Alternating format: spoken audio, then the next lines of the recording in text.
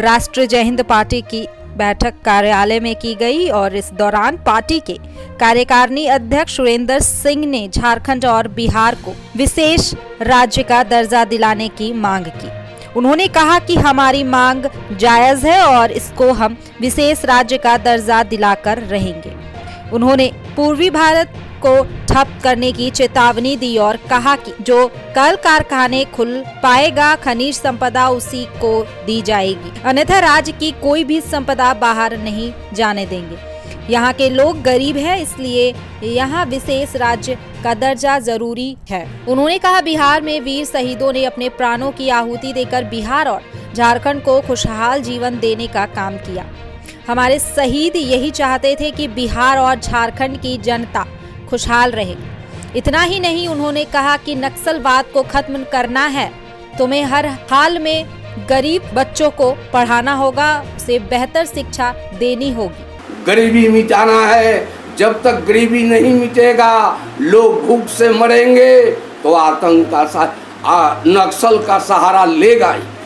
इसलिए एक ही है, हर हाथ में मोदी जी काम दीजिए। और एक बात और बोलेंगे, मोदी जी और अमित शाह जी, आप लोग का गुजरात का आदमी अगर सेना में मराता तो आप लोग को अफसोस होता, लेकिन गुजरात रेजिमेंट ही आज तक नहीं माना तो गुजराती कहाँ से लोग लड़ेगा बॉर्डर पर और मराएगा।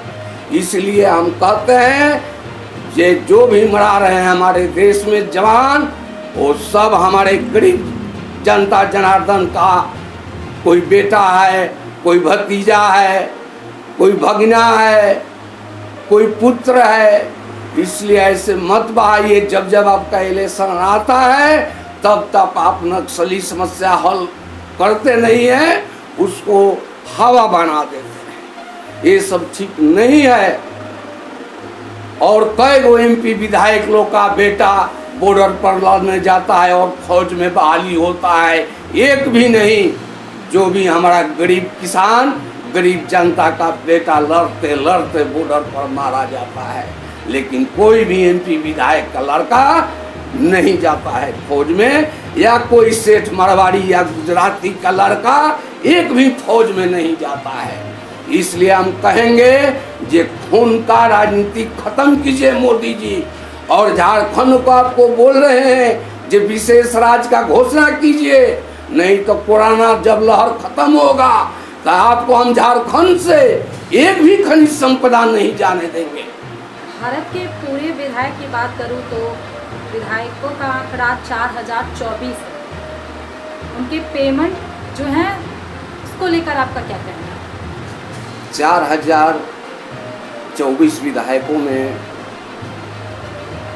आपको 2200 करोड़ रुपया हर मंथ खर्च है। इस विधायक लोगों को पेमेंट पर जो 2200 करोड़ रुपया खर्च है उसको तत्काल प्रधानमंत्री नरेंद्र मोदी और राष्ट्रपति इस पर संशोधन करके विधायक MP लोग का जहां 5 लाख रुपया ये लोग को पेमेंट मिलता है वहां मैक्सिमम 50,000 से ज़्यादा नहीं मिलना चाहिए। और अगर MP के पेमेंट की बात करूं तो 700 करोड़ प्रति माह से भी बंद, ये भी बंद होना चाहिए। MP लोग का भी बंद होना चाहिए। ये लोग कंपटीशन से थोड़े जाते हैं, ये लोग तो जनता का वोट लेकर जाता है। ये लोग का MP लोग का पेमेंट बंद करके वोटर पेंशन लागू किया जाए। पूरे देश में लाल कार्ड पीला कार्ड वाले आदमी को वोटर पेंशन दिया जाए। जब तक वोटर पेंशन नहीं दिया जाएगा कभी भी देश में शांति नहीं आएगा। वोटर पेंशन को आप कैसे देखते हैं, क्या है? वोटर पेंशन जो वोट देता है उसको वोटर पेंशन कहते हैं, मिलना चाहिए। जो आदमी वोट दे रहा है उसको 15,000 का महीना वोटर पेंशन मिलना चाहिए, तभी देश में शांति आएगा। और नक्सलवाद एक बड़ा कारण बन चुका है हमारे पूरे भारत देश में, इसको लेकर क्या? देखिए, आखिर नक्सलवाद के पीछे जाना होगा ना, जो का कारण से है। वो लोग के साथ दिक्कत है, वो लोग को ना अच्छा पढ़ाई हो रहा है, न वो लोग का बाल बच्चा का खान पान मिल रहा है, न रोटी मिल रहा है, न मकान मिल रहा है। तो जो आदमी को न खाना मिलेगा, न शिक्षा मिलेगा, न रोटी मिलेगा, न कपड़ा मिलेगा, न मकान मिलेगा, तो मरता हथियार न उठाएगा।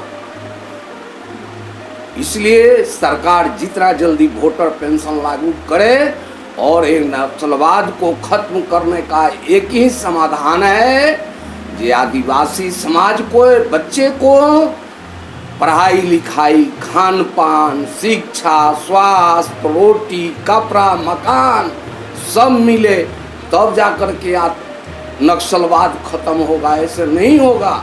और नक्सलवाद होने का कारण देखिए, झारखंड में 13 डैम, 13 तरह का खनिज संपदा लूट करके ले जा रहा है लोग। लेकिन यहाँ की हमारे माँ बहने, चलिए हाट बाजार में देखिए वो लोग का क्या दशा है। वो लोग को देह में एक साबुन लगाने का पैसा नहीं है, तन पर कपड़ा ढकने का पैसा नहीं है। तो बोलिए कैसे नक्सलवाद पर काबू पा सकता है कोई भी सरकार? कभी नहीं।